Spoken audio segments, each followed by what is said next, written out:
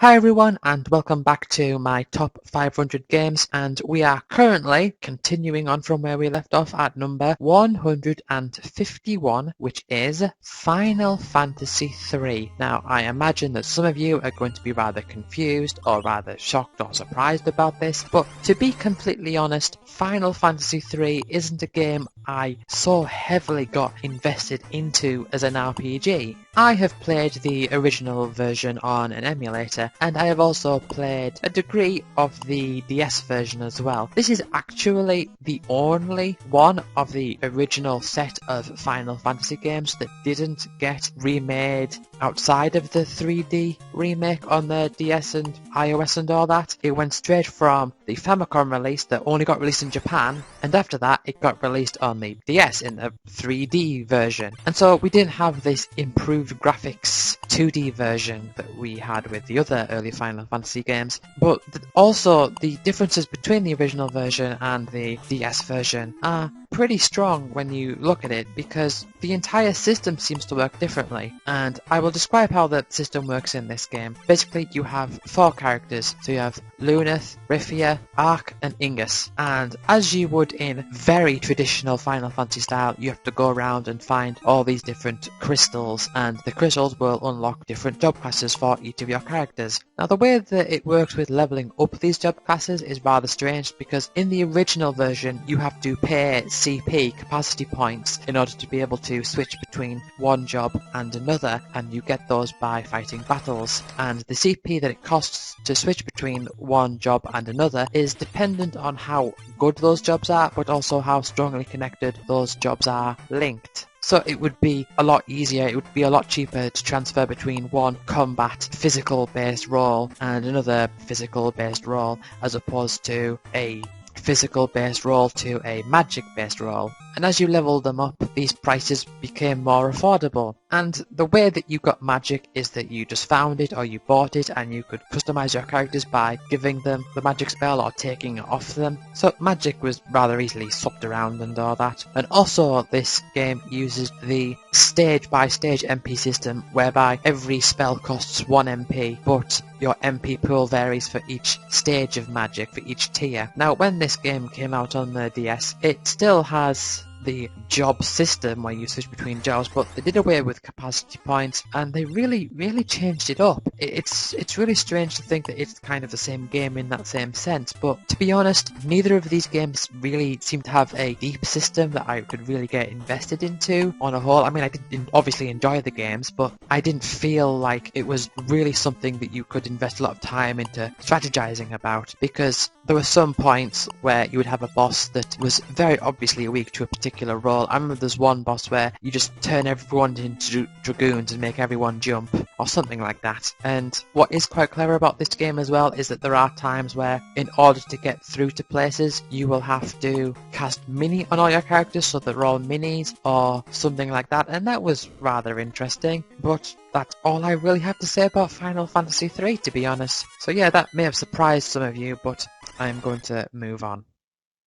Number 150 is Cityville, and this is a Facebook game, or should I say it was a Facebook game, because the game is gone, it's not running anymore, you can't play it anymore unless there's some means around it. I don't know what people have access to, but basically this game is defunct, I think the word is. And this is a game that I played in 2010, and this was just before I started trying out some of Miscrates, which I also talked about, because around this time I figured I would try out some Facebook games, and I really don't want to spend a lot of time on this game talking about how I'm trying to justify how much I liked this game, because it's a Zynga game, you shouldn't like that, they're evil. Look, I have said many times that free-to-play games and microtransactions, I hate it. I hate microtransactions. And yes, Cityville does have microtransactions, and I do absolutely hate it. I hate it in all games regardless of how much I love the game. I hate how it rewards people for pestering their friends. I hate how there's this currency that you collect over time and get loads of it but can't really utilize at a certain point, because at that point it feels like you would need to pay real money for the special currency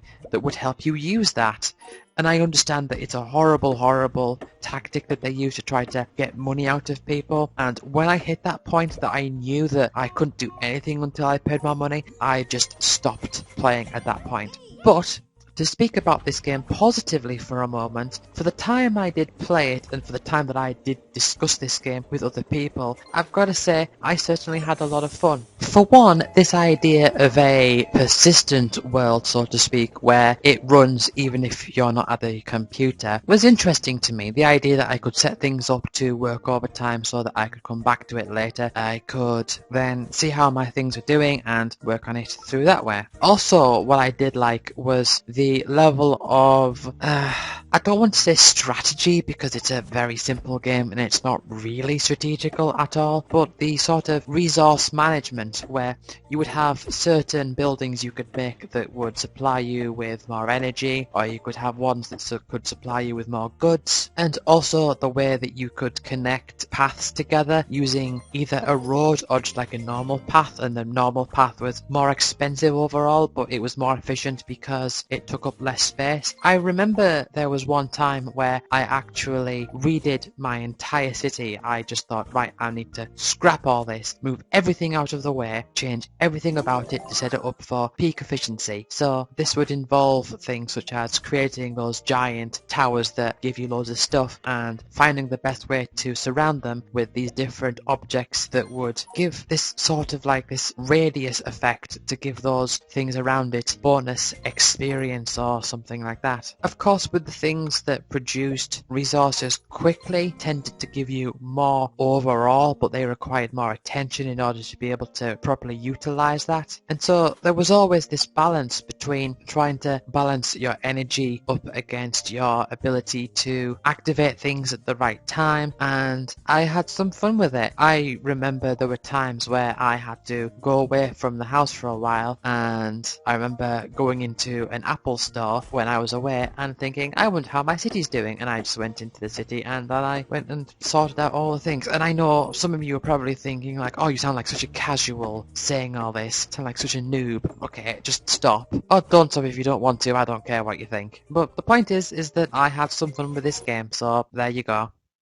Number 149 is Sports Champions 2. I don't remember exactly when I got this game, but if you remember I was talking about the original Sports Champions game, in that game I got that at the same time I got my new PS3, which came with the PS Move. I got it a little bit afterwards, I suppose, but Sports Champions 2 I got maybe like a year or two afterwards, so it might have been like 2014. I think it was 2014 actually, when I come to think about it. And I remember playing this in the summer. What I like about this game in particular, well, there's a few things that I like about this game in particular. For one, I think the games are better, and some of the games that they had in the original Sports Champions, such as the Gladiator stuff, doesn't really focus on that anymore, but it has tennis as opposed to table tennis, and it still has archery, but the archery has a wider variety of different challenges to it. So you'll have ones where you have to smash bottles, and there's ones where you've got to try to get your arrow through all these different hoops and you've got to get them to line up. A lot more interesting, I think, in that regards.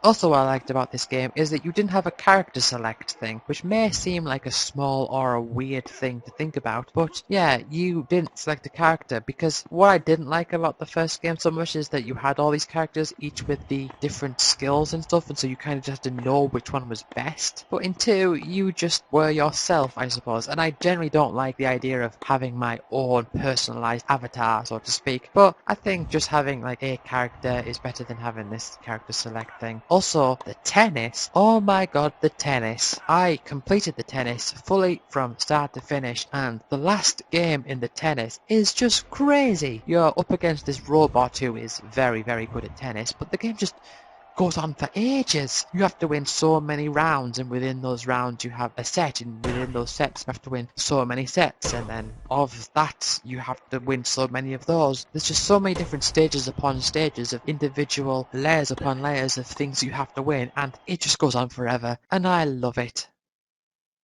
Number 148 is Worms for the PS3, but I'm clumping this because number 147 is Worms for the PS1, and the PS3 version of Worms is just a game called Worms. It's like a Worms game that is like the generic idea of Worms, and they just call it Worms, but it's not a literal port or a translation of the original game that is called Worms. Although this original version of Worms that I did have, I also had it on the Amiga ages ago. But I'll start off by talking about the PS3 game. First of all, if you don't know what Worms is, I've spoken about this probably quite a few times already, but you've got each different team, each with 4 worms, and you take turns to control a worm, and with your worms you select a weapon from this list of weapons and you try to shoot and kill each other, and you can destroy the environment as you do so. That's the basic core concept of Worms. The PS3 version is pretty much just that, just the core concept, and I don't really have too much memories in regard to this game, although it was the very first game on the PS3 that I got 100% of the trophies in. It wasn't a platinum because it was only a small game, but I got all of the trophies, and I remember 2 of the trophies. In fact, I was rather lucky because there was one where you had to win a battle only using grenades online, which, you know, online just makes it worse, and there was one where you had to win within a certain amount of turns or a certain time limit, and thankfully I stumbled across a level where you only had a few small platforms, so you could just throw grenades, and if you were a bit lucky you could win, and that's how I got both those trophies in one go. I was very happy I found that level. Now, the old original Worms is quite interesting because the marketing from Worms changed quite a bit after this. It kind of went more cartoony and playful, whilst the original Worms, the imagery that it used was very army based, and for example it used that very stencil-y font, and the box art had worms that you would expect for the box art for something like Contra or Rambo or something like that. But I remember playing this on the Amiga, and I remember it had one of those weird lock things where you had to get this booklet and type out a code to make sure that you weren't pirating the game. You had to look and try to find these tiny little numbers. It was quite difficult and quite tedious in a way, but that's what they did. But also I have a memory about Worms playing it at my friend Thomas's house, because when he had a PS1, Worms was one of the games he had, and we played that game to play quite often. We did have quite a bit of fun with that game. I remember there was one time where we decided to go onto a level and just put girders everywhere, turn all of the items onto infinite, just fill the whole thing with girders. So the level was just girders everywhere, and we'd sing to it. We'd go, let's build bridges, and we just fill everything with girders, and we're like, okay, stop. We're going to stop putting all these girders down now, and now we're going to fight. And we just fight in this weird arena with girders everywhere. It took forever to break through it all. It just took absolutely ages, but it was funny, and it's a memory. I also remember either borrowing this game from him or eventually getting the game myself. I think I just borrowed it from him for a while, and I remember for some reason, I don't know why, but I remember there was this little coding system where you could put in a certain code, and it was like a seed, and you could remember like particular codes so that you could replay a particular level again. And I remember just finding a level which was all 5s, just 5, 5, 5, 5, 5 all the way up, and that level was like this candy level with ice lollies and stuff, and I just remember liking that level for some reason, and I'd play on that level quite a bit. But yeah, this game had quite a few different environments that you could get, possibly even more than the later Worms games, and I remember the different ambience and music and all that it had in the background. It was very diverse in that regards, and this is making me want to watch videos of all these different levels.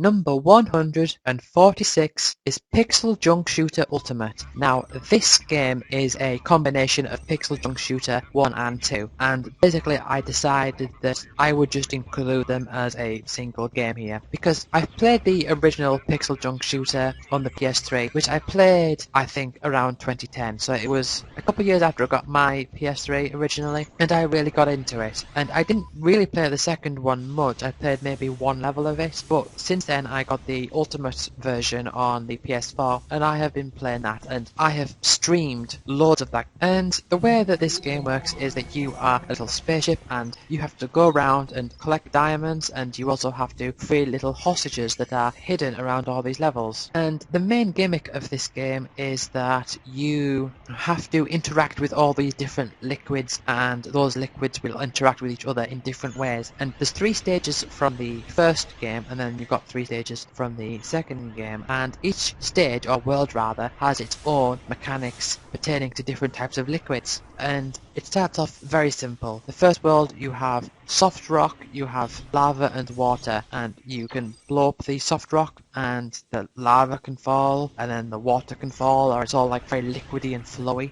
very, very physically based. And if they touch each other, they both turn into soft rock. So you've got to kind of find ways of getting different liquids in different areas and all that sort of stuff.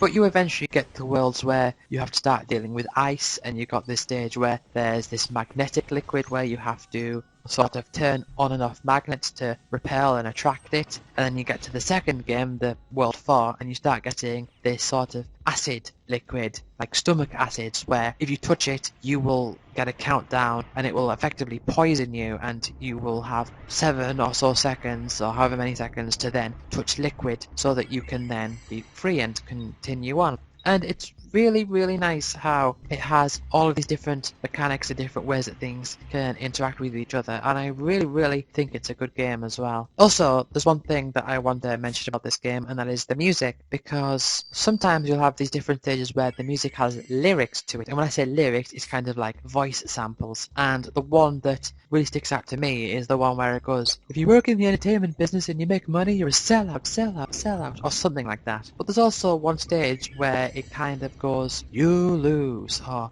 something like that, or like "fight" or "continue," or something like that. And I'm just thinking, is that ripped directly from Tekken 2? Because it really, really feels like it is, and I don't know if it is, and I'll be kind of annoyed if it isn't, but I really, really want to find out, and it's irritating every time I hear it. But I'm going to end this episode here. So thank you everyone for watching and taking part in this series. I will see you next time. Goodbye.